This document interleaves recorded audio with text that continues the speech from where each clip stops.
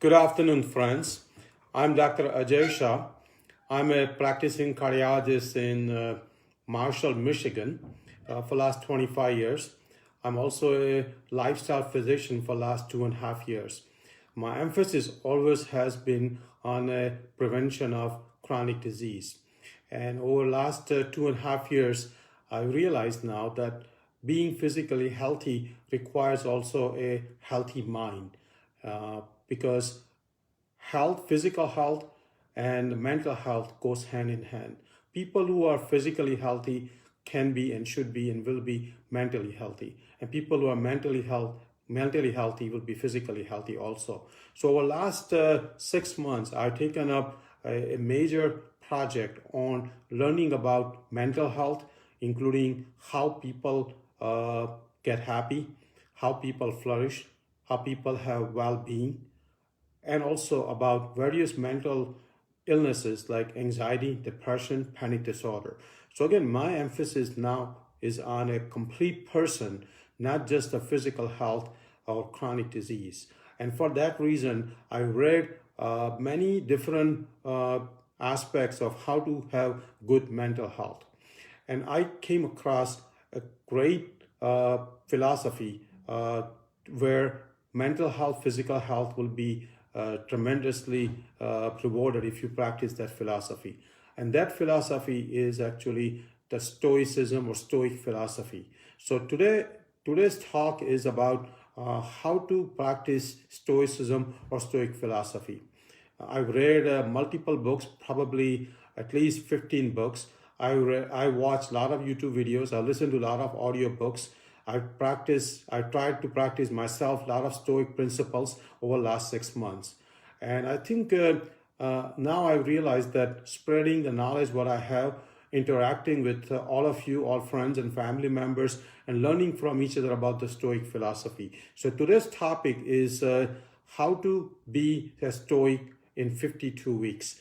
The topic actually came from a great book called Handbook for New Stoic. It was by Mario Pigliucci. It's one of the great books, 52 Weeks of How to Be a Stoic. Again, the name of the book is Handbook of New Stoics. So let's start the lecture on Stoicism. So let's cover the history of Stoicism. Stoicism was started by Zeno in Athens. Zeno actually was a dye merchant, and his ship wrecked in the ocean, and he actually ended up in Athens. And he realized that he has a different mission in life, and he came across many ancient philosophers in Athens at that time. But he wasn't satisfied with what was the current philosophy at that time. So he started searching for his own way of living life. And he essentially did it for a good flow of the life. And he started his own philosophy. Initially, it was called Zenoism. But eventually, the term was changed into Stoicism. The term Stoicism came from the place where people were discussing, people were kind of teaching and learning from each other about Stoicism. Stoa, S-T-O-A, means porch in English. So because these discussions happen on a porch, it was called Stoicism. And Stoicism actually was very cleverly derived by Zeno. Zeno took some of the Socratic principles. Socrates was about 200 years before Zeno. So he took Socratic principles. If you remember Socratic principle, it was on a questioning of everything in life. Socratic always asked questions. His main way of teaching was asking why. And Socrates was one of the first philosophers who believed that virtues, which we will talk about, virtues are actually not given to you by birth. Before Socrates, there was a theme in Greek time that people are born with virtues. So if you are born in a certain rich aristocratic family, you would have all virtues. Socrates actually questioned that, argued that, and challenged that. And Socrates was the one who said that virtues can be achieved by any human being, including poor, rich, Greek, Roman, or from any other country. So Socrates was the first one to say that. So Zeno took some of the Socratic principles. Zeno actually also took some of the Cynic principle. The cynicism was also very prevalent at that time. If you remember the cynicism actually promoted a lot of self-suffering, giving up on all material things, including wealth, fame, family, physical pleasures, mental pleasures. So cynicism was also very prevalent at that time. So Zeno took some of the philosophy from cynicism. Zeno also took some of the philosophic principles from Epicurean. If you remember, Epicurean philosophy where life pleasures were the most important way to get happy. So Zeno took some of the principles from Epicurean philosophy also. Zeno also took some principles from Aristotle's teaching. As you remember, Aristotle was the student of Plato. And obviously Plato was a student of Socrates. So Zeno took some principles from Aristotle's teaching, and Zeno also took some principles of Plato's teaching. So Zeno was very, very astute and very clever actually to come out with this soup, this combination of all great philosophies. He took very great aspect of all the philosophies and came out with his own school, his own teaching, his own philosophy, and it was now called Stoicism or Stoic Philosophy. And Stoicism actually has more to do with reason and higher cortical function. As we know that humans are the one which has a higher cortical functions compared to many other animals. So again, Stoic philosophy fits with what we are as human. Stoicism, actually the main goal of Stoicism is to teach virtues.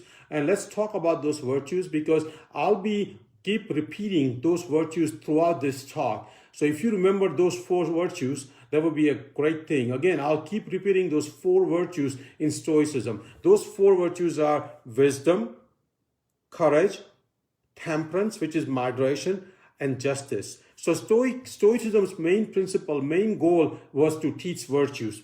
And it was also there to teach the vices also. The good thing about Stoicism that it was explained in a very plain, simple language. At the time of Stoicism, there was another method which was called Sophy. And Sophy was essentially a great oratory, very complex language. And Stoicism and Zeno was very clear about it, that the language of his philosophy will be a common man language, a simple language, instead of Sophy, which was very complex oratory and complex rhetorics and complex language. So again, Stoicism is in a very simple language. And the main goal of the Stoicism was to path to eudaimonia, which is essentially means happiness and well-being. So if you remember the word eudaimonia, that means being happy. So let's see who are the key Stoic philosophers. Again, it started with Zeno. Then there was another philosopher called Musonius Rufus. He was another Stoic philosopher. And then Seneca came. Seneca has been known to many people. Hopefully you've heard about Seneca. Seneca has written many books, many letters, many manuals. And then came Epictetus. Epictetus was an interesting Stoic philosopher. He originally was a slave to Musonius Rufus, and then he became free and started his own school. And in my opinion, a lot of the key principles actually came from Epictetus. And the last great Stoic philosopher was Marcus Aurelius. Marcus Aurelius was the Roman emperor. Marcus Aurelius was the Roman emperor around 160 AD, and he actually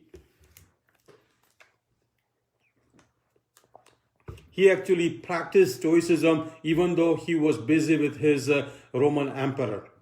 He actually has written a lot of the journals, and those journals are now published as meditations.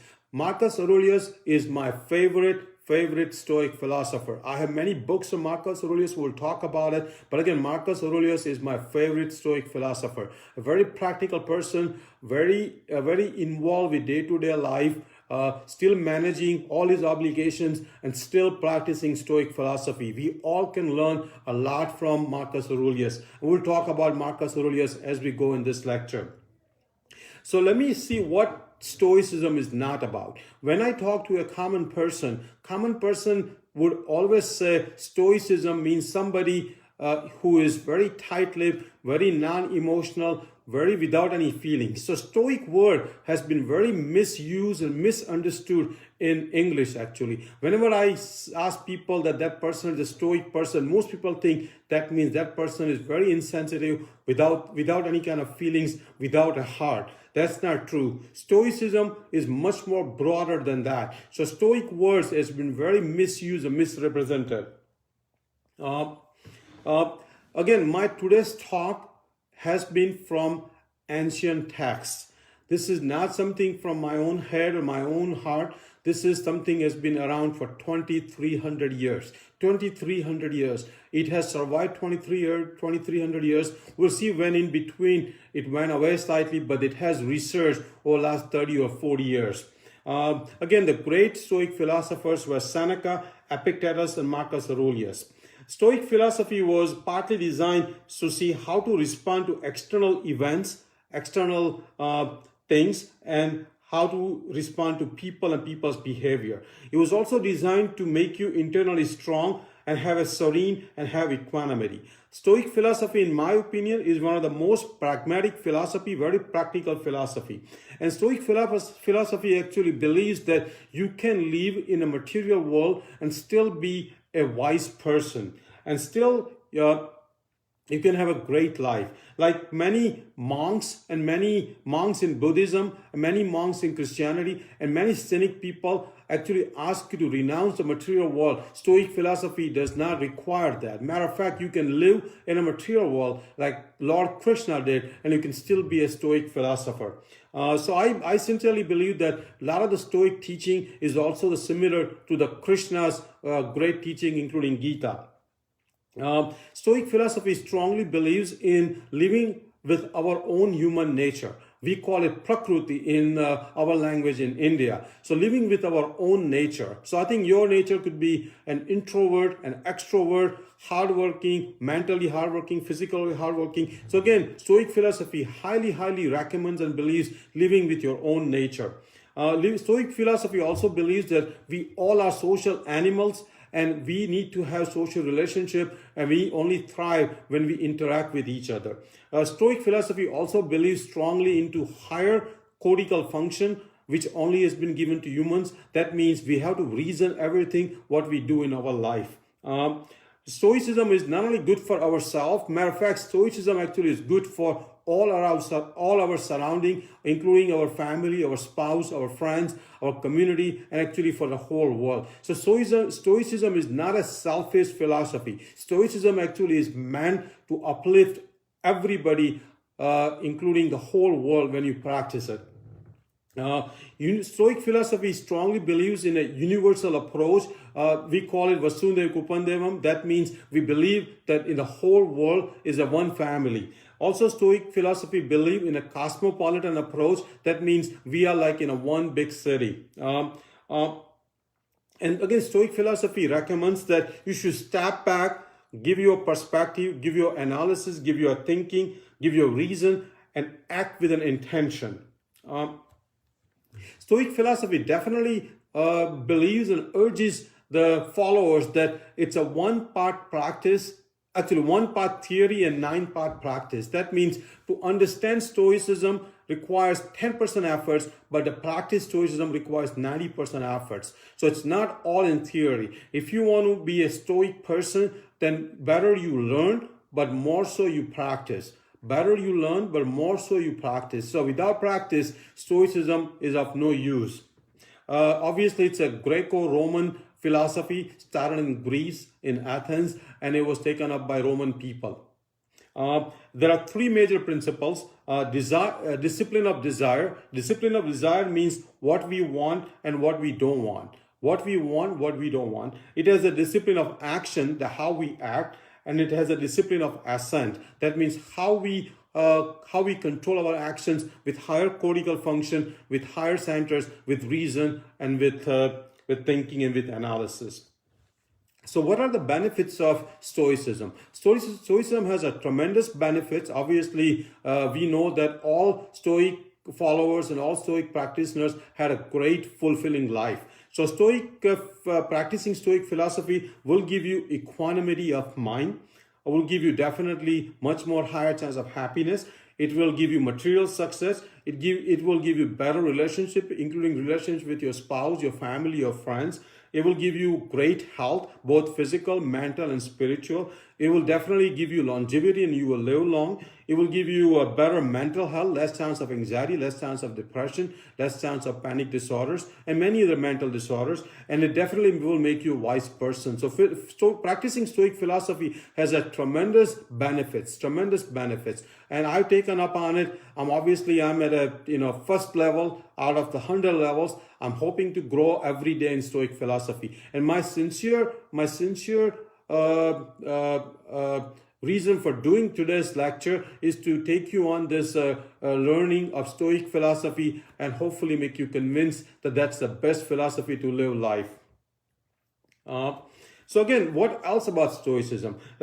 In Stoicism, unlike cynicism and unlike some of the Christianity philosophy, material possession is allowed. So it's okay to make money. It's okay to have a big house. It's okay to have a great car. It's okay to have a spouse. It's okay to have material things in life. And that's what I liked about Stoic philosophy, because it acts on a common person. Also, other thing in Stoic philosophy, that Stoics did not believe in afterlife. Stoics did not believe in afterlife. They did not believe in hell or heaven. Matter of fact, Stoics strongly believe that whatever our actions are, we're going to pay the price, or we're going to benefit in this life.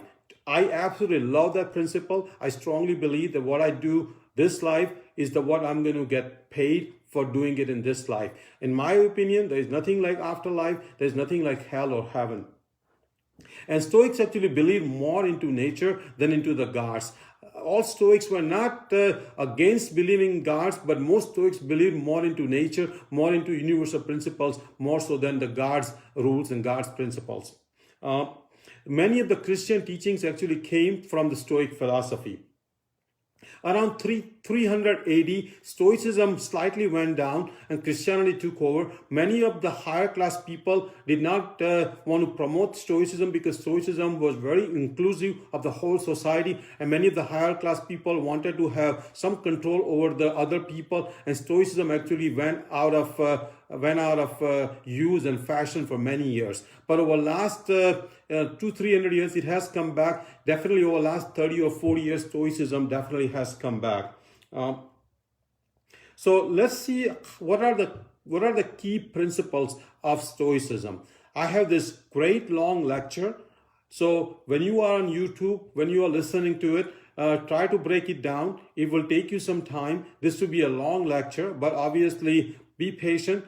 You will learn everything about Stoicism today. You will not need to read 15-20 books. You will not need to watch hundreds of hours of video on YouTube or listen to audiobooks. You will get all key teachings of Stoicism in next hour and a half. So hang in there, tighten your belt, sit down, listen to it, break it down. If you cannot watch the whole YouTube video, take notes, take mental notes, take written notes, write in your phone. But let's do it now. So this lecture is divided into 52 weeks. 52 weeks. You can listen and practice and follow and journal 1 week at a time. Again, this lecture came from a book called Handbook of New Stoics. Handbook of New Stoics. So let's start with week 1.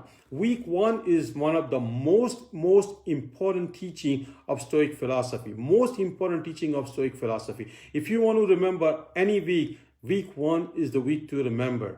Week 1 actually came from Epictetus' teaching. Epictetus, if you remember, was originally a slave and then became a free person and started his own school. And week 1 talks about what is under our control and what is not under our control. It's called dichotomy of control. So let's see what is under our control. Under our control is our thoughts, our actions, our opinions, our character, our virtues, our desires, our aversions, our judgments. So those things are under our control. What things are not under our control? Not under our control is our body, our death, our other people's opinion, weather, wealth, property, fame, house, car, those things are not under our control. So things which are under control is what Stoicism asks you to take care of it. Stoicism actually asks you to spend your energy, your time, your resources under what is under your control, not what is not under your control. Once you learn this principle, definitely you will have a tremendous benefits in life.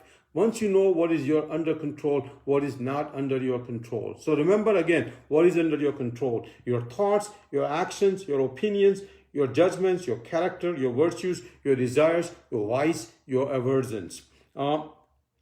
So again, if you remember the Serenity Prayer, which was written in 1934, and it's a Christian Serenity Prayer, which essentially says that God give me courage to change the things which I can. God give me tolerance to things which I cannot change. And God give me wisdom to know the difference. So again, Serenity Prayer, which has been very popular prayer in Christianity, actually came from Stoic principles, and which essentially explains what's under your control, what's not under your control, and what to worry about, what not to worry about. Again, whatever is under control is you should put your time, energy, and resources into it. So giving you an example, I have under my control intend to exercise for 30 minutes a day. That's under my control to intend. It's under my control to find 30 minutes of time every day to exercise. But obviously, if somebody gets sick in my family, or if some emergency happens and I cannot exercise 30 minutes for a particular day, that's not under my control. So under my control is my intent to exercise, my wanting to exercise, and finding my time to exercise. So again, this is one example. Other examples including is healthy eating. Healthy eating is under my control, but whether I will get sick or not is not under my control. Only thing I can do is eat healthy. So again, this is number one principle, week one. It also gets into a thing called partial control. So partial control concept is also very important. It's described in Stoicism. For example, if you want a promotion at work, that's not under your control because it depends upon your boss, who else is competing, and so it's not under your control. But what is under your control is that you work hard, you show up on time every day, you become a team player. Those things are under your control, and those things will have a higher chance of you getting promotion. So this is almost like considered under partial control. So this is a very important concept to know that there are control things which you cannot control things, and there are partial control things. So this was week one, very important week. If you don't remember anything out of this lecture is week one, and we'll repeat some of these concepts at the end of the talk. Week two is thinking as an outsider. Thinking as an outsider. This is a very important concept. And to start with an example, if somebody's son dies, we always go and give them a sympathy. We always go and give them sympathy. That don't worry, don't cry. Things happens. He's in heaven now. God willing that, God wanted that, and you always try to give them sympathy. But when our own family member dies, we many times don't react in the same way. We started crying, we start having pity on ourselves, and we pretty much empathize with ourselves. So again, I want you to understand this term sympathy and empathy. Sympathy is the one where you actually show the care, show the feeling to the opposite party. Empathy is the one where you actually you feel your own emotions towards the opposite party or towards the person. So again, sympathy typically is done many times for the people you don't even know about. Like I can be sympathetic to people in Africa where they don't get enough food or water in a day.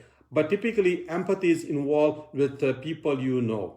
So Stoic principle, Stoic philosophy clearly says that you should practice more sympathy instead of empathy. So more sympathy instead of empathy. Again, same thing applies to self-sympathy and self-empathy. Whenever anything happens in our life, including family member dying, including losing a valuable item, including any kind of event, we should be having self-sympathy where we actually console ourselves, we show the sorry feelings to ourselves, we care about ourselves instead of self-empathy, which is more emotionally getting geared up, emotionally getting into our mind. So again, self-sympathy is more important than self-empathy. Self-sympathy takes the emotions out, and that actually gives you more peace of mind, more equanimity, and a better judgment and better even mind whenever you go through any event. So again, this is very important. Actually, Marcus Aurelius, in his writings, meditations, he clearly described a lot of these things about sympathy versus empathy.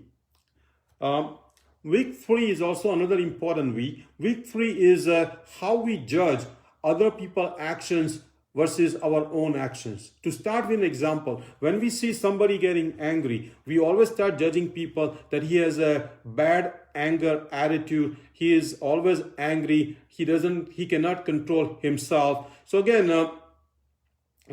we judge other people's actions compared to our own actions. When we get angry, we always justify that other person deserve that, other person behave in a certain way, I have a right to be angry. So again, when somebody gets angry, we judge them differently than when we get angry ourselves. And Stoic philosophy clearly says that you should judge yourself and other people in a similar way.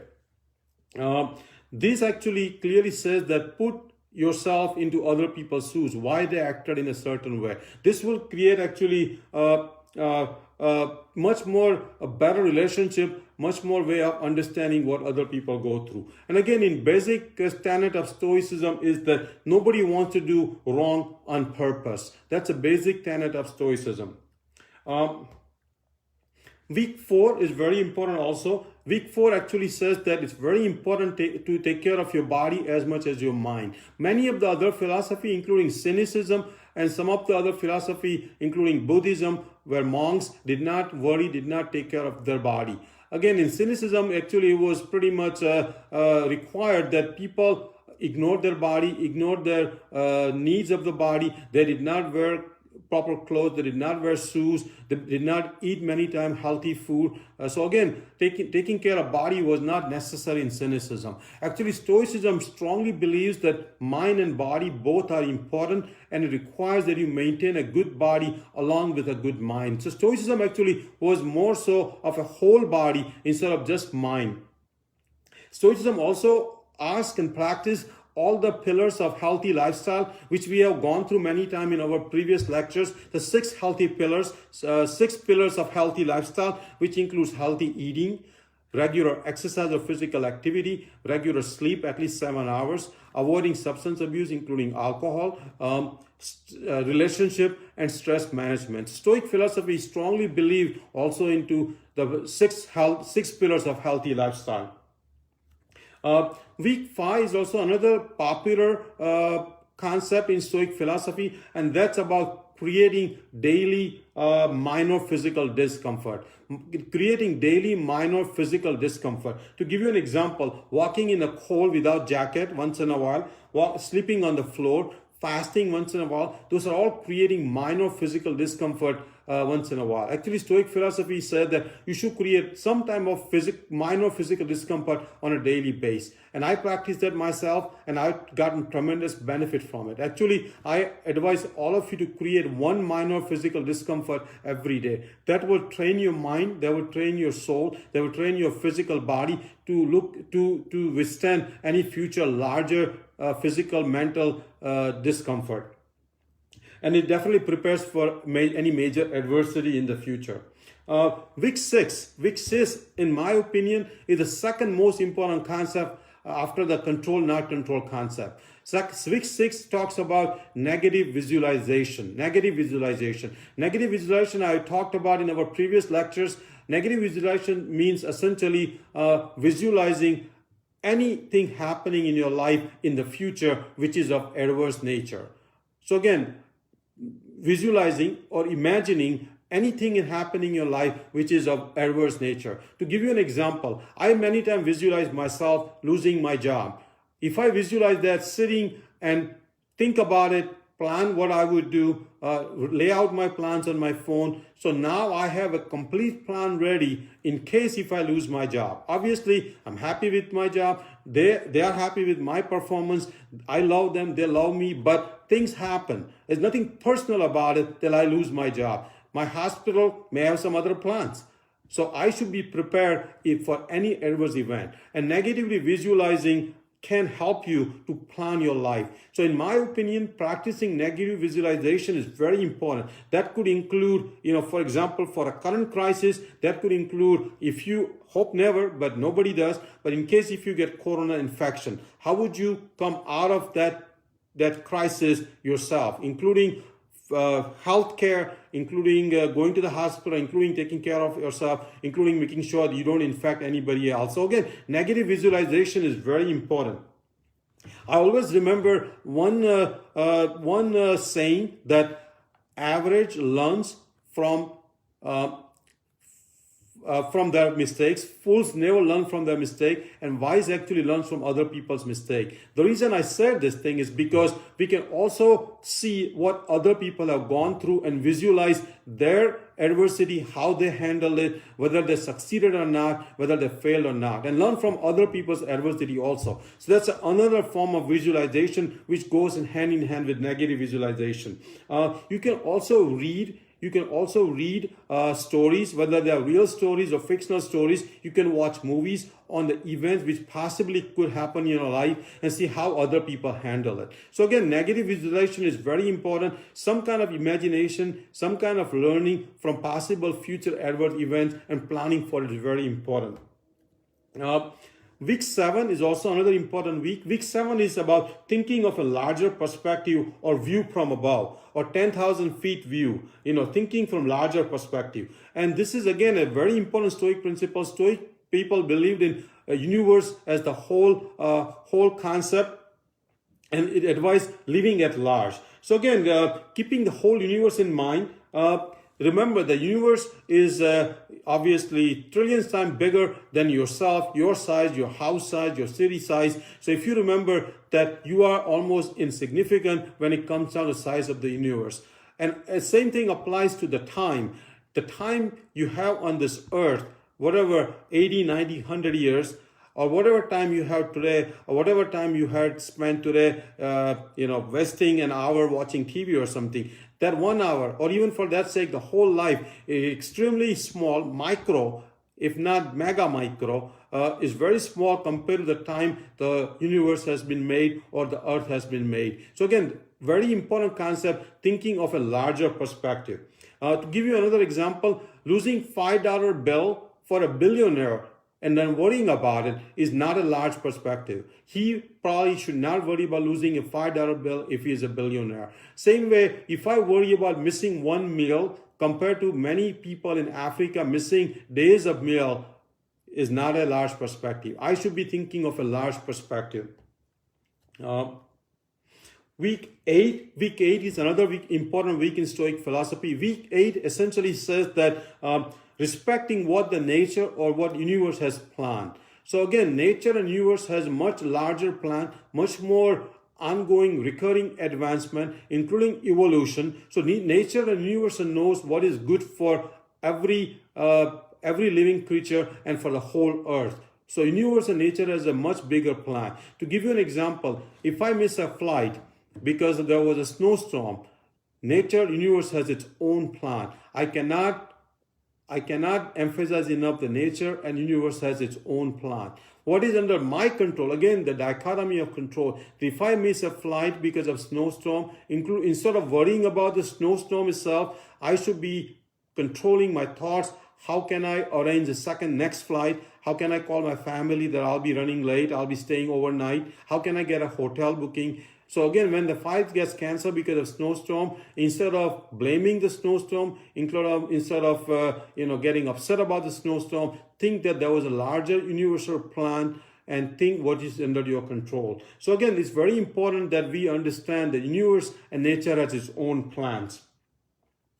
Next thing is the week 9. Week 9 is another very important week, and week 9 essentially says that a word good and bad, good and bad should be applied only to virtues. In Stoic philosophy, the good things were only the virtues. And again, those four virtues to repeat were wisdom, courage, temperance, which is moderation, and justice. So in Stoic philosophy, it clearly said that everything else is not good or not necessarily good, but only the virtues. So having a good fame, having good wealth, having a good job, those things are not necessarily good or bad. Those things are in Stoic philosophy called preferred and not preferred. So again, having a good house is a preferred thing. It's not necessarily a good thing, because having a house, we will talk about impermanence. Having house is not a permanent thing. It can go away. So it should not be defined as a good or bad thing. Only thing should be defined good or bad thing are the virtues. Same with fame, same with wealth, same with any relationship. Bad things should be applied to all the vices, including anger, including envy, including jealousy, including contempt. So again, in Stoic philosophy, good and bad words only were used for virtues and vices. Everything else was used as a preferred and not preferred. So again, so for example, when you say that ice cream is bad for you, you should not say that, because ice cream is not preferred for good health, is not necessarily good or bad for you. So again, if somebody is starving and has not eaten for 1 week, ice cream may be a good thing for him because they will give him the calories. So ice cream is not a good or bad thing. It's actually non-preferred thing for good health. So again, look at everything in that sense, good and bad only to virtues and vices, and preferred and non-preferred for everything else. Very important concept. Week 10 is also another important week. Week 10 is about acting opposite of your likes and dislikes. Stoics knew that to overcome our desires, our temptations, was very important, and also was important to overcome our hesitation, overcome our dislikes was very important. To give you an example, if you like cookie, not eating cookie is the right Stoic thing to do. Obviously, you cannot do it all the time, but as often as you can. So whatever you like, not doing it. Same way, if you don't like doing yoga at least 3-4 times a week. So doing more of your dislikes, as long as they are healthy, and doing less of your likes if they are unhealthy, was the Stoic principle. This actually will build willpower, it will overcome temptations, and it will make good habits. And actually, this will also actually prevent a thing called hedonic treadmill. Hedonic treadmill is a concept where our mind keeps wanting more and more things, more material things typically, to be happy. And we are always on this hedonic treadmill. Once we have one car, we always want a bigger car, better car. Once we have that, we want more of the thing. Once we have one small house, we want a bigger house, and then a bigger house, and then eventually a palace. So we are always on this hedonic treadmill. By practicing more of dislikes if they're healthy and less of our likes, we will hopefully stop this hedonic treadmill. Week 11 is one of the important virtue, and that's practicing temperance or moderation. This actually came from Aristotle's teaching. Aristotle strongly believed in temperance or moderation. Actually, Aristotle believed that everything we do in life, including all of our actions, all of our possessions, all relationships, should be in moderation. So, for example, in eating, it should be in moderation. If you like cookie, have a bite of cookie, but not have 4 cookies. If you like drinking alcohol, have a glass of wine, but not get drunk with 6 or 7 drinks. So again, everything in moderation. In Stoic philosophy, there was one clear-cut exception to this moderation. And that exception was anger. We'll talk more about anger throughout the talk. Anger actually has been very well described, well thought out in Stoic philosophy. There are many books and manuals written on anger by all ancient Stoic philosophers. We'll cover anger in much detail as we go on this talk. So again, when it comes down to temperance or moderation, anger is not allowed. Anger should be 0. We should never get angry. And we'll talk how we can avoid that, how we can never get angry. Next week is week 12. Week 12 is an important week. It says that keep your temptations out of your sight. Keep your temptations out of your sight. So for example, if you like ice cream, which is not a healthy thing to do, don't keep ice creams at home. So keep your temptations out of sight. This actually teaches something very important, that our willpower many times is not as strong as the environment we are in. So for example, once you have ice cream in the house, your willpower may not be strong to overcome the desire for ice cream and you will eat it. But the environment of not having ice cream is easier than overcoming the willpower. There's a matter of fact, there's a book written called Willpower is Not the Way. Willpower is not the way. You should read that book, and it clearly says that you should be creating a healthy environment much more than relying on your willpower. A similar concept, keep the temptations away from your sight. Same thing applies to creating healthy things in your sight. To give you an example, we moved our treadmill, our exercise bike, our weight bench machine in our family room. I've created the environment. I use it every time. So again, when there is a bad temptations, keep them out of your sight. When there are healthy desires, when there are healthy temptations, keep it in your sight. Next thing is week 13, very important concept, very popular in this new millennials and younger people, is practicing minimalism. Practicing minimalism. Very important we practice minimalism. Minimalism actually practicing allows us to free up more time, allows us not to go after material things, gives us more hours to go after achieving wisdom, achieving spirituality, more time with the family, more relationship, more meditation, more sleep, more time for exercise. So practicing minimalism. Other thing you can do instead of going after material thing is to start having more experience. It's clearly been described in many lectures of science of happiness that when you go after experiences, you have a less hedonic adaptation. Hedonic adaptation is a concept where after owning certain things, you start to have less and less happiness from the same thing. For example, once you buy a Mercedes car, you may be happy on day one, but after 1 month, it gives you less happiness. And after 1 year, you don't even remember that you are driving happiness. So again, having more experience, like going out with friends for a dinner, talking to them, reading a book, going to a library, going for a walk in the nature, going for a vacation, those things are more like experiences, and those gives you much more longer happiness and prevents that hedonic adaptation. So again, practice minimalism, spend more energy, more time, more resources into experiences.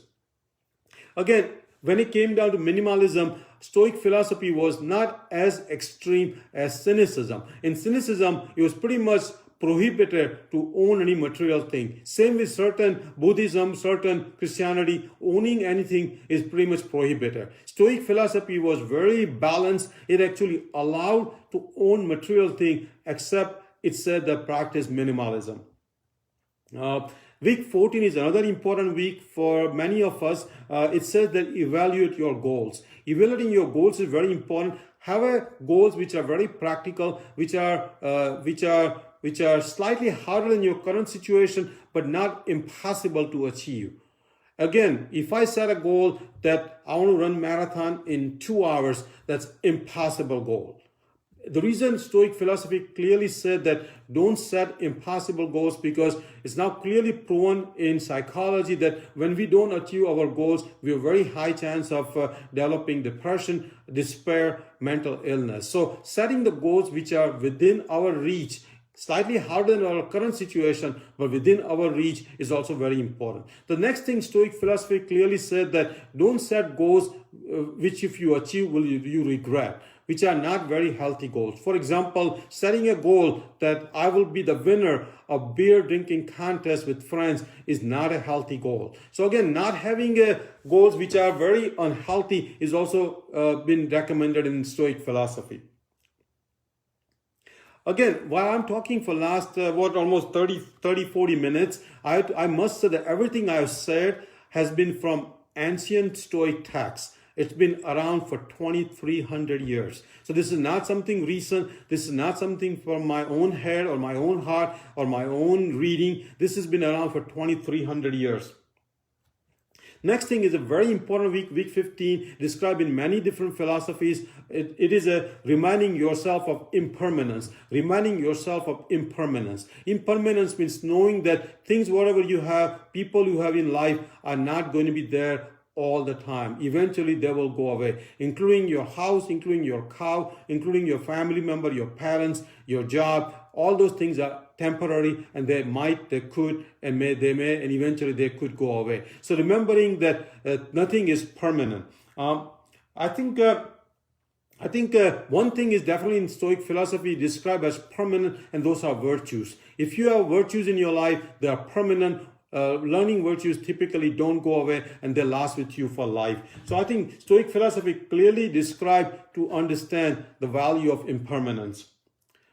Next week is week 16, very important concept, and that week concept is contemplating your own death, knowing that you are mortal, you're going to die, and it's called memento mori, means essentially thinking, meditating on our own death. This is very important because we all know our time on this earth is very limited, and if we think that way, then we will make today as our best day, because I myself don't know whether I'll be alive tomorrow or not. If I go to sleep, I may not wake up tomorrow. If that's the case, I will make today my best day. I will make this hour my best hour. Same thing applies to work. If I know that I may not be around next week, this week at work will be the best week. I will work hardest. I'll be the best team player. So thinking about our own death is very important.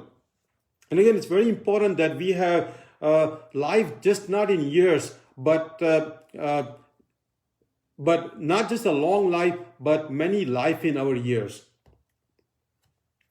Next is week 17. Week 17 is also another important week. It says that look for, appreciate, admire, and praise virtues in other people. So again, if you see somebody, a wise person, somebody a kind person, admire it, praise it, congratulate them, and tell them that they are having a virtuous trait. Again, this also extends to having virtuous friends, have philosopher friends. So you should actually read about those things. Journal if you saw a person doing virtuous act. Journal about it. That will remind you to be virtuous yourself, and try to mimic those virtuous acts. Actually, this by practicing admiring other people's virtuous act will make you also more desire to have virtue in yourself. If you remember in Meditations, which were a journal written by Marcus Aurelius clearly wrote virtuous things about many of his Stoic mentors, Stoic friends, Stoic family members. So admiring virtues in other people is another important Stoic concept. Next is the week 18, very important for mental health, described in Stoic philosophy. It's about keep your peace of mind in your mind all the time. Keeping peace of your mind in your mind all the time. That means essentially staying calm, staying cool, having an equanimity of mind 24/7 is very important. To give you an example, if I get stuck in traffic, there is no reason for me to get upset about it, because the way I start to think now is that the person who is holding up the traffic is probably much more in trouble than I am. I can distract myself by listening to a good podcast, listening to a good song from my childhood, if it's safe, calling up my family member, my spouse, my parents, or doing some activity which will distract me from that upsetting feeling. So again, keeping your peace of mind, keeping it in your mind all the time. I try to stay cool and calm 24/7 whenever I can. Again, whenever you get into this kind of thing, apply the rule of dichotomy of control. Things which are in your control, you should put your resources, your time, your energy into it. A jam traffic is not under my control. I cannot worry about it. Next thing is week 19, very important week for all the quote-unquote hardworking people. It clearly says that cut out the busyness. We all know now that it's one thing to be different, to be busy, and one thing is to be productive. I've seen a lot of people, including myself many times, I'm busy all day, but I was not productive at all. So cut out the busyness and be productive. It clearly says that at every evening, write down what you did, how productive you were, analyze all your actions, whether it produced any true benefits, true meaning to yourself, to your family, and to the world, and to the society or not. Again, this also makes you aware that balance in life is very important. Balancing work, family, friends, and health. And again, this also goes into the concept of being time affluent. If you are productive and not necessarily busy, then you will have concept of time affluent. I strongly believe in time affluent because money can come back, house can come back, car can come back, but time will never come back. So always be time affluent. So if you can delegate. If you can hire help, if you can afford it, hire help. But have more time in your life, not necessarily more material thing in your life. This actually also teaches you that you can cut out some of the useless thing in your day, including watching non-stop TV, watching non-stop about corona crisis, spending too much time on social media, including Facebook. Week 20 is very important. Week 20 applies to all of us. It says that speak little but speak well. Speak little but speak loud. God has given us 2 ears, one mouth, is to speak less and listen more. Very important. Speak very accurately, speak precisely, speak only facts, speak only evidence-based, speak only truth. Very important Stoic principle that what you should speak.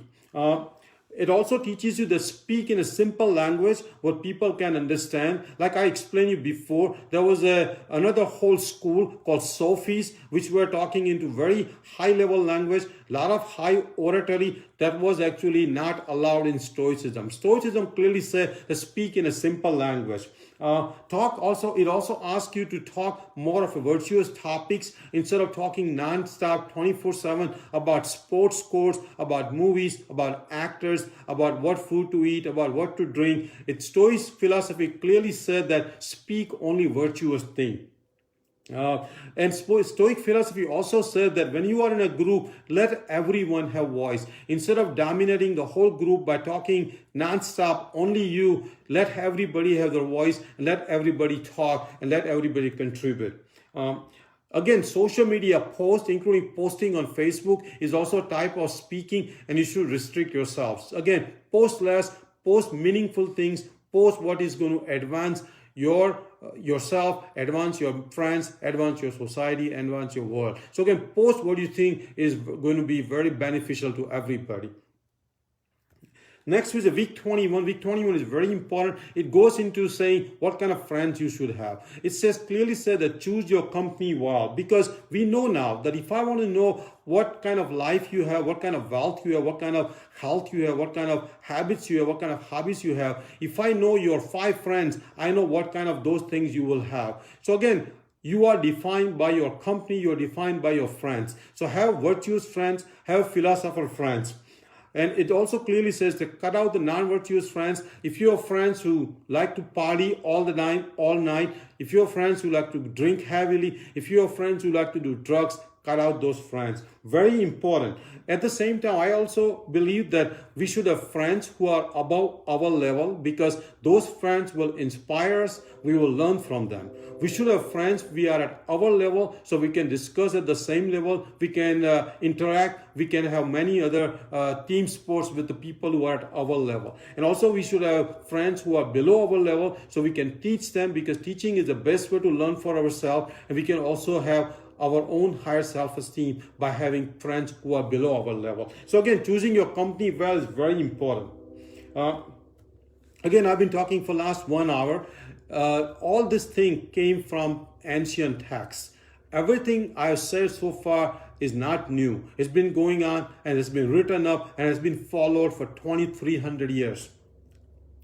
Next is a week 22. It says that roll with the insults. Very important. We know this concept because in life, people will insult you. People will belittle you. People will put you down. And those things are the one when you know how to handle it. If insults, analyze the insult. If insult was appropriate, if it was the right insult, learn from it, grow from it. If insult was inappropriate, if insult was done with a malice intention, if insult was done to put you down with a wrong attitude, then ignore those insults and don't take it personally. Next is a week 23. Week 23 is very important. It says that don't speak too much about yourself. Some of us have habit of keep talking about ourselves, including on Facebook, including in a group. This clearly says that let your actions speak, let your behavior speak. If you're talking about healthy habits, let your physics speak, let your body speak. Let your what you eat speak at the parties. Let your life speak, essentially. So don't describe yourself by words, but let your actions, your behavior, your life speak. And Mahatma Gandhi clearly said that my life is my message. So let your life be the message, not your words. Next week is a week 24. Week 24 is very important. It says that premeditate encountering difficult people. We all go through this instance in our life where we encounter difficult people. There are people who have habits of being violent, have ingratitude, they are self-seeking, they are cunning, and you will be dealing with those kind of people on a daily basis. You should be premeditating. If you know that person's qualities, sit down in the evening, imagine that person's actions, his speech, his thoughts, and see how you act in that scenario. So again, just like negative visualization, it's important that you imagine scenarios with difficult people. And this may make you a better, kinder person. You may understand why that person is behaving in a certain way. And actually, it will allow you to teach that person how to be a more virtuous person. Definitely, when you imagine this thing, don't imagine that you're going to fight with that person, you're going to get angry on that person, you're going to have anxiety, you're going to have ill thoughts. When you imagine any kind of difficult people in your head, always think with the virtuous thoughts. Week 25 is in a similar concept, is that deal virtuously with frustrating people. There are a lot of people who be frustrating you, including people who are lazy at times, people who don't do certain healthy behavior, people who don't follow certain rules at work, at home, in family, with your friends, at your church, in your community. So when you're dealing with these frustrating people, don't take it personally, very important. Those people are not only doing it to you, they're doing it to all the friends, all the family members, all the community. So don't take it personally. It's not only to you, it's to many other people. Understand why they're doing that way. Try to put yourself in their shoes, give them benefit of doubt, and then learn to work with them. Learn to see if you can improve them. Take a high road, take a role that this is something, is a teaching moment for you, and you teach them. Again, Stoic philosophy strongly believe in that we're all brothers and sisters, and we should be actually cooperating with each other, helping each other to grow. And this clearly comes from Marcus Aurelius. Marcus Aurelius' stepbrother was exactly opposite of Marcus Aurelius. He actually was more into drinking, partying, not living a Stoic life, and still Marcus Aurelius respected him, taught him whatever he can. So again, our role is to deal with frustrating people in a more of a virtuous way, more of a kind way. Next thing, week 26, one of the most important week, in my opinion, the third most important week is to turn the difficulties into opportunities. Turn the difficulties into opportunities. And here I say that obstacle is the way. Matter of fact, there's a whole book written. The name of the book is Obstacle is the Way. It's by Ryan Holiday. I read that book, a great book, and turning all the difficulties into opportunities. And again, I said that the struggles are the seeds for growth.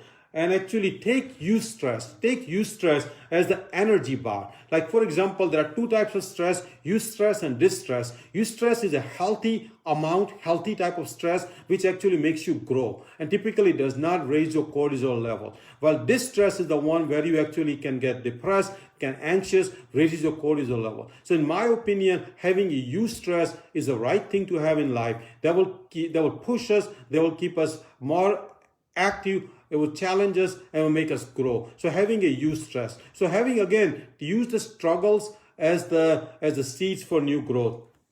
I always feel that experiences, even from adversity, is the best teacher. And having a high adversity quotient is very important. I also believe that whenever you go through any struggle, write them down in your phone. You can even remember your previous struggles, what you learned from it, how you overcame. So keeping a list of all your struggles will make you much more organized, much more stronger person, and you'll have higher adversity quotient. To give you an example, we are all going through this corona crisis right now. How can we get better after this corona crisis than even before the corona crisis? We have a lot of time on our hand. We can exercise, we can learn to cook healthy things, we can catch up on our sleep, we can read more, we can meditate more, we can extend our relationship with the FaceTime. calling our friends and family, our parents on a Zoom call, and we can definitely grow from this crisis. Matter of fact, I strongly believe this corona crisis may actually help us to understand what truly we are as people, as a group, as a community, as a nation, and as a world. So let's turn this corona crisis into a growth opportunity. Obviously, some people are suffering, some people have lost jobs, some people don't have enough resources, enough money, and I feel for them. I actually definitely sympathize with them, but at the same time, even those people can use it as a growing opportunity. Next is the week 27, again, very important week, and is a act opposite of anger. Anger has been described in Stoic philosophy very extensively. In my opinion, it's the right reason they describe it, because anger is a temporary madness. Seneca clearly said that anger is a temporary madness, and it says that it's not allowed in Stoicism. Aristotle allowed it. Aristotle said actually that a right type of anger is a good thing, but in my opinion, in Stoic philosophy, clearly anger is not allowed. Seneca actually has a whole book on anger. You should seriously read it. It's already available on YouTube. You should listen to it. Whenever you have any anger coming on, distract yourself. Go for a walk, count up to 100, take some deep breaths, start reading, start watching a good TV show. Whatever can distract you from expressing your anger is very important.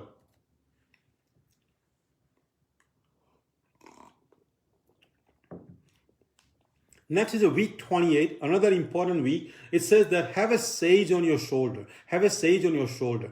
Stoic philosophy clearly believed that we should be constantly observed, either in a real time or in a concept by a mentor, by a teacher, or by a sage, hopefully by a Stoic sage. So whenever you're doing any action, have this imaginary sage, imaginary Stoic philosopher on your shoulder and observing your action. It's clearly proven that whenever somebody is observing your actions, you are actually much more virtuous, much more honest, much more hardworking. So have a sage on your shoulder. At the same time, it's very important also to have a role model who believes in Stoic philosophy. So you can either have a real role model in your life right now. You probably have some people in your life who believe certain virtues of Stoic philosophy. So mimic them, read about them, learn from them. It also, you can have a previous Stoic philosopher from reading, including Seneca, Epictetus, Marcus Aurelius, and many other Stoic philosophers. Or you can have your own imaginary Stoic philosopher where all the Stoic principles are in one Stoic philosopher. And you can have that imaginary Stoic philosopher always sitting on your shoulder, always watching all your actions. Again, there's a simple way of saying that I always now try to ask myself, what would Marcus Aurelius do? If you have that constant question in your mind, that whenever I do any action, if I feel what would Marcus Aurelius would have done in that scenario, then I think I'll be practicing much more bigger Stoic philosophy. Week 29 is very important. We'll cover that. Week 29 is reviewing your actions every night. And it says that what went well today, why it went well, what went wrong today, and why it went wrong. Marcus Aurelius did it every night. His journaling every night now has been into a popular collection called Meditations. You should all read about Meditations by Marcus Aurelius. You can actually reflect more often than every evening. I try to reflect pretty much every hour or two how my actions are going. You can also reflect not just on your days, but about your week, about your month, about your year, about a decade, and about your life. So reflection is very important. Easiest way to reflect is sitting down in the evening. And whenever you reflect, try to journal it either on a notebook or on a phone, because journaling will give you a better perspective, better formality, and you actually will be able to refer in the future what you wrote in the journal. So journaling is very important. I have created about 15-minute long video on how to journal in the best way. It's already on YouTube. It's already on Facebook. If you have not watched that video, please watch that video. How to journal. Very, very comprehensive way of journaling. Watch that video, please. Journaling definitely increases your productivity. It makes you more happy. It provides you better material success, and actually it improves your relationship. So journaling is very important. Definitely journal every night. Again, I've been talking hour and 15 minutes. Everything I've said has come from ancient texts, 2,300 years. Next is the week 30. Week 30 is very important. It says that be active in politics. Healthy politics is required for any democracy. And it clearly says that you should be practicing, you should be participating into politics. Definitely you should be voting. You can run for your office if you have those aspirations. You can support and campaign a virtuous candidate, very important. It also said that do minimum one act for the society every day. Minimum one act of service every day. Like you can teach somebody, like I try myself every day to do. I have a Facebook Live to teach every day. Or you can give your service to soup kitchen. You can clean the highways, clean roads. You can mentor a student. You can do many service to the community, and you should be doing one service every day. Next thing is week 31, very important week. It says that act for the good of society without worrying about the results. Again, whatever you do is in your hand, in your control. Results are not in your control. And this has been taught even into the Hindu philosophy in Gita, that karma, the actions are in your hand, but the fruits or the results are not in your hand. Either it's in God's hand or in nature's hand. So again, do your actions and not worry about the results. For example, I can teach people about healthy eating, but how much healthy eating they will practice is not in my hand. My job is to teach healthy eating, and it's people's job to eat healthy. Next is a very important concept again, that act with reservation, because sometimes what we plan doesn't work out, and we should always have a backup plan. This was clearly described in Stoic philosophy, and it's called having a reserve clause in legal language. Having a reserve clause. Always have a backup plan. That way you will have less chance of depression, less chance of despair, less chance of feeling down that your plan did not work out. Always have a backup plan. So for example, if I have a plan of dropping our son to the school, something could happen, including our car breaking down, maybe traffic jam. I should always have a backup plan. Having my wife available to drop the son if necessary. So again, having a backup plan was clearly described in Stoic philosophy. Next thing is week 32 is that very important. We already partly went over through it, that let your actions speak instead of your words. We covered it in the earlier weeks, which is again very important, that you talk less and do show the action, show your behavior. And clearly, like Mahatma Gandhi said, that my life is my message. Very important. Next thing is a week 33 is that live by Stoic virtues. Again, those Stoic virtues are wisdom, courage, temperance, and justice. So you should be living by Stoic virtues. Very important. And definitely not have the vices, which are the envy, anger, contempt, and jealousies. And set up your own personal and social rules, which typically are based on Stoic virtues, which is hard work, minimalism, no hurting, being kind, being giving, practicing moderation, doing everyday service, learning healthy lifestyle, practicing healthy lifestyle, and maintaining good relationship. Again, so practicing Stoic virtues.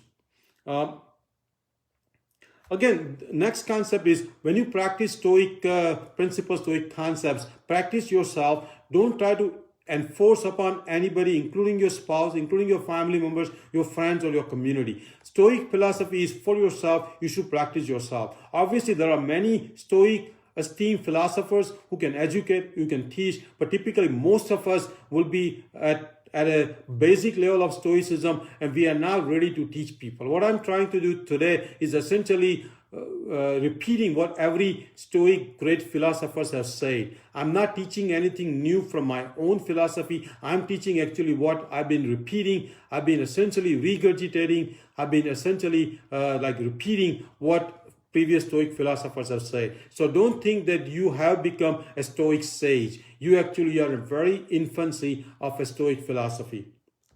You have to practice for decades before you can become a Stoic sage. Next week, the week 34 is a very important week. It says, care more about people. Stoic philosophy clearly believe in universal concept. universal feelings. And it says that obviously treat your spouse well, treat your family well, treat your friends well. But it also asks to treat your neighbors well, your community well, your state well, your nation well, and the whole world well. Actually, it also extended to teach all live beings, including animals and plants well. Very important concept. This concept actually has been proven to increase your own longevity. It provides a better happiness. Caring of other people, caring of other life being actually gives you your own happiness, your own fulfilling life. So very important concept. Week 35 is very important question. Came from Socratic teaching, Socratic philosophy is questioning every action you do, questioning every thought you have. And it should be a rational action or rational thought versus not of an irrational action and not of an irrational thought. And then you should be always asking, why am I doing this thing? Will I regret what I'm doing it? And is it virtuous or not? So asking every action, every thought should be a habit for all of us. Next is a week 35, which is a bit of a difficult concept for myself, but I'll describe what I understood. And this concept is learning to identify the initial impressions before the thought happens. To give you an example, if I see a ice cream, my eyes takes the impression of an ice cream. It goes to my visual cortex and creates that impression. And then it goes to my frontal cortex and creates a thought that I love ice cream, the taste of the ice cream, the fun of the ice cream. So if you can take the ice cream at an initial impression and try to somehow learn, very difficult. It's described in Stoic philosophy, so I'm sure it's possible. For me, it's very difficult. But taking that as an impression and applying the dichotomy of control, whether it's a right thing, whether it's a virtuous thing or not, to that initial impression before it goes to the thought process. Because once it goes to thought process, action many times follows. So taking it as an initial impression and whether deciding that impression itself is virtuous or not. Very difficult concept, probably next to impossible for most of us. But again, it's worth understanding that take it as an initial impression before any thought happens. Next is a similar, week 37 is similar feeling that whenever you have any impression, once a thought forms, when you are at thought level, where you are at a higher cortical level, once you're at thought level, apply the virtuous versus non-virtuous thought before the action happens. So again, initially try to make impression into virtuous, not virtuous, versus now the thought level, make sure the thought is virtuous or not virtuous. Obviously, if it's not a virtuous thought, don't let it lead to an action. So again, having too many drinks is not a non-virtuous thought, not have too many drinks. Again, I've been talking hour and a half. Everything comes out from ancient texts, 2300 years old. 2300 years old. Next week is week 38. It goes into 4 mental movements. And this is very important for ongoing our mental well-being. And it says that don't have needless fancy or continuous thinking, continuous thought storm about either pain or a pleasure or previous events or previous suffering or about a person. So not have a needless fancy means a thought storm or non-stop thinking, essentially a panic feeling. The next thing is avoid any kind of antisocial behavior, including gossiping, blaming, and many other things, comparing. It also says that not do any action which does not come out of your heart. Do all the actions which come out of your heart. This includes a non-sincere flattering or non-sincere praise. So don't have a fake praise. And also it says that do only things which are virtuous. So very important, week 38. Week 39 is very important week. It essentially says that rehearse Stoic principles in your head while you are awake all the time. So again, those Stoic virtues or Stoic principles are wisdom, courage, temperance, and justice. Rehearse in your head that you will be following those virtues as much as possible. Actually, matter of fact, creating some kind of constant reminder on my phone. I have a screensaver where those 4 virtues are listed. I have it on my desk. I have it in my kitchen. I have it in my car. Actually, there are even Stoic coins available with those 4 virtues. Actually, there are Stoic posters available. So have a way of having the Stoic virtues as often as possible in front of you and have pretty much 24/7 stoic feeling. Next is week 39. It's very important. Again, Stoic philosophy clearly believe in control of the mind to the body. So it says that whenever your mind can control your body, you'll be always in a better action. So a lot of the pain in the body actually can come from mind. And it's clearly proven that when people meditate, their pain goes down. So again, mind over body has been described, which is true. Mind over body. When you have a strong mind, you can actually run much faster than your body can. So again, it's very important we take a concept of mind over body, clearly described in Stoic philosophy. Next is week 41, which is very important. It says that cut off complaining from your past suffering. Very important that past suffering has been forgotten. We are now ruminating about it. We are not keep constantly verbalizing, constantly complaining to other people about your past suffering. Also, stop worrying about your future suffering and stop complaining about your future suffering. It hasn't happened. And also be rational about your current suffering. Be analytic and see how much truly the suffering it is. Because many times we complain that I did not have a lunch today. But in a larger picture, missing one lunch is not going to hurt you, it's not going to kill you. So stop complaining about even your present suffering. Always have a positive attitude about all your illnesses. And we know now the cancer patients who have positive attitude about their long-term prognosis have much less recurrence of cancer. So again, always have a positive attitude. Week 42 is very important. It says about retreat to your inner citadel, your inner retreat. Essentially, many times we take a break to a cottage, we go to a vacation, we go to a place where our mind can calm down, cool down. It says that you can always do that to your inner mind, even in your own house, even taking a 5-minute break in a parking lot in a car, go to your inner citadel. At that time, try to steal your thoughts as much as possible.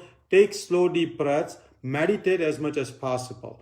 You can also do this thing by having a peaceful reading, walk in the nature, even taking a nap can be going to your inner citadel. So again, having some kind of calmness, some kind of coolness in your mind was always recommended in Stoic philosophy. Next is week 43. It goes into some of the mental well-being in the Stoic philosophy. It says that challenge your anxious thought. Analyze your suffering, whether they are imaginary or real suffering. Many of us have habit of imagining the suffering, and Stoic philosophy clearly says that analyze your suffering, analyze your anxiety. Always analyze what is in the present. Many times we worry that something happened in the past or something will happen in the future, and we forget how good our present is going. At the same time, it also Stoic philosophy clearly asks to lay out the possible outcomes from your anxiety, from your suffering. And if those outcomes are not worth your anxiety or suffering, you should not be doing that.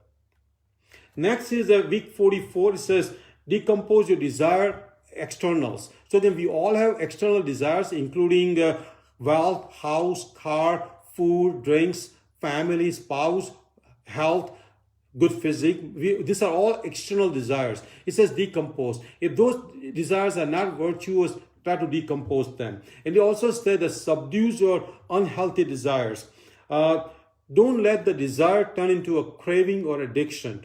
It's okay to have a desire to have a small bite of a small cookie, but turning into an addiction that if you don't get the cookie, you're going to have a temper tantrum, you're going to have a bad mood, you're going to have a bad emotion. That's called craving, and that's called addiction. You should never let your desire go to craving or your addiction.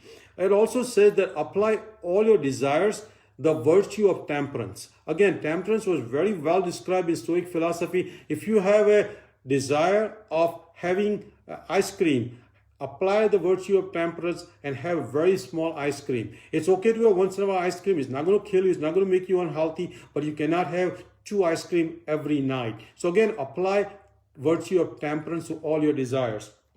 Next is a week 45. It goes again back into understanding the impression, whatever impression we get initially, either through your eyes or through your ears or through any other, to your taste, any kind of initial impression get, try to analyze that initial impression before it turns into a thought. So again, apply the analytic, apply the dichotomy of control to all your impressions. Again, this all has been described in ancient Stoic philosophy. I'm not saying anything new. This is all what's been written up 2,300 years ago. Next is the week 46. Again, now it starts to get into the mental well-being again. It talks about anger. It says, pause when you are angry. Anger is clearly considered a bad virtue.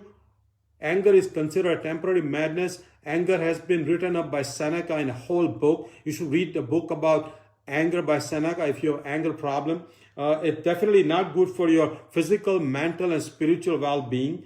So whenever you have an angry thought coming on, distract yourself. We talked about it before. Distract yourself either by walking away from the situation, counting up to 100, not counting up to 20, counting up to 100, taking slow, deep breaths, taking a shower, reading a book, watching a good TV show, or doing any activity which will distract you from the anger. Definitely when your anger is going on, whenever you are angry, don't call anybody.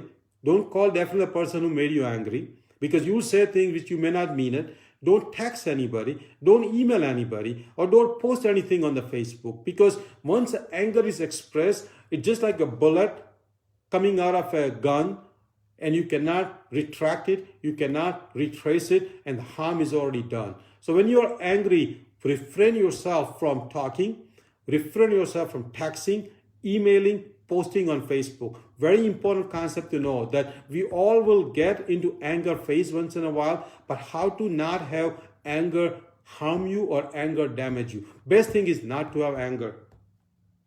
That goes into week 47, that analyze the anger itself. When anger starts happening in an earlier stage, why I feel angry, is it my perception or the situation itself? How much short and long term my anger will affect me? What are the harms from this anger from that person or from the situation? So essentially, you should be analyzing why the anger is happening as it's happening. If you have a habit of forgiving, forgetting, pardoning, ignoring, walking away, pausing, then you will definitely have a less anger. So analyze your anger. Have your mindset to forgive, to forget, to pause, to pardon, to ignore. Then you will have a less chance to becoming an angry person. Avoid definitely what makes you angry. If a person is consistently making you angry, it's okay to not meet that person. If certain situations make you angry, just avoid those situations. And at the same time, it clearly says that you can rehearse in your mind that if some person is always making you angry, how you would handle that person. Next thing is week 48, very simple technique. It teaches you, this is again described in Stoic philosophy for 2,300 years, that have maxim whenever you start having an anger, beginning of an anger. Maxim are the one almost like a mantra or almost like a saying. So whenever anger starts happening, start having a maxim. An example could be, you can say, anger is bad for my heart. Anger is bad for my marriage. Anger is bad for my health. Anger is bad for my job. Anger is bad for my promotion. Whatever maxim you want to say, whenever anger starts happening, either with a closed eye or with an open eye, start repeating in your mind that anger is bad. Why? Anger is bad for my heart, for example. If you keep repeating that, after 30 or 40 times saying anger is bad for my heart, anger is bad for my heart, you probably will have that anger resolved. So having a maxim is very important. Now we go into week 49, almost to the end, almost to the stretch. So let's finish few more weeks. Week 49, speak just facts about others. Very important, we talk only facts about others. For example, if somebody drinks too much alcohol, don't say he has a bad drinking habits. Just say that he drinks 4 to 6 drinks every day. Don't put your own virtuous judgment on that person or that act or that event. Just describe exactly how it is. Describe in a generic term. So again, don't use virtuous adjectives to describing a person. Definitely not good or bad. Describe exactly what the person is. For example, if somebody cut you off on a highway, don't say he was a jerk. Just say he was in a hurry. Because when you apply those good, bad, or some of the adjectives, it affects your own emotions. As a matter of fact, it makes you much more emotionally unstable than the event or the person itself.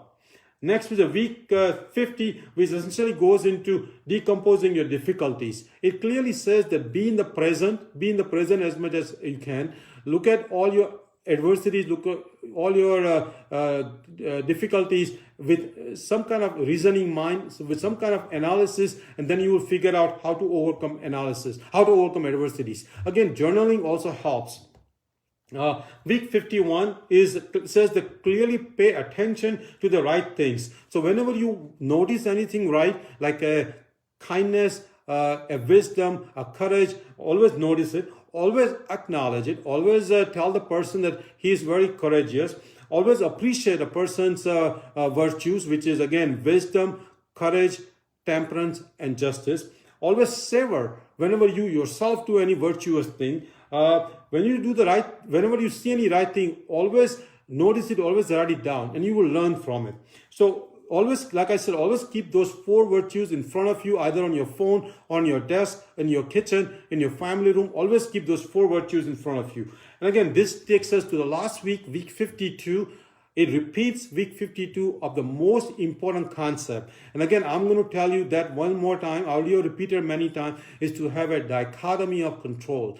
Things which you can control, things which you cannot control. Out of this hour and a half talk, if you learn one thing, that is to things we can control, things which you cannot control. Again, things you can control is your thoughts, your actions, your virtues, your judgments, your opinions. Those things you can control. Things you cannot control is your wealth, your fame, your house, your car, your relationship, your spouse, and many other things. So again, know what things you can control. Put your energy, put your resources, put your efforts into things you can control, and you will always be happy.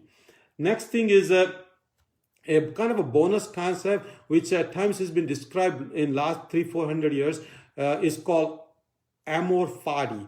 A-M-O-R fati, F-A-T-I. It's a Latin word that means essentially love of fate. Whatever happens to you is for a reason. It was pretty much popularized by Nietzsche, the great philosopher, 200 years ago. And essentially Nietzsche believed in eternal recurrences. Nietzsche clearly believed that everything happens to us, to people, to our community, to our things, to our surroundings, even to the earth, even to the universe, has eternal recurrences. If that's the case, why to worry about it? So again, amor fati, love of fate, whatever happens for a reason. This has been described in many philosophies. In Hindu philosophy, it clearly says, Bhagwani Marji, that means God wanted that, God wished that. In Christianity, it says God willing. So again, all these things are very important, amor fati. Sometimes we say, my luck. It's okay to say my luck, even though I personally myself don't believe in luck. But you can say my luck, because